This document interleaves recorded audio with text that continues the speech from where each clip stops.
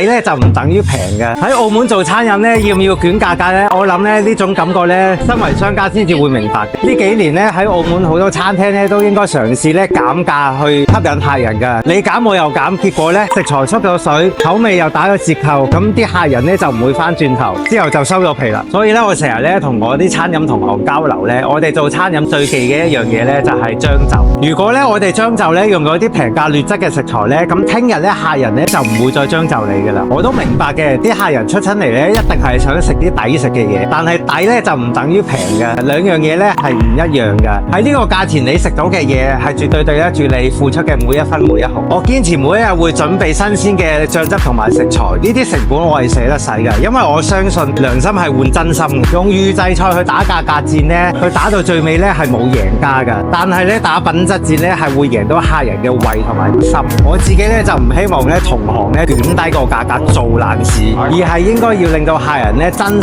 覺得你啲嘢食唔錯，係性價比高嘅。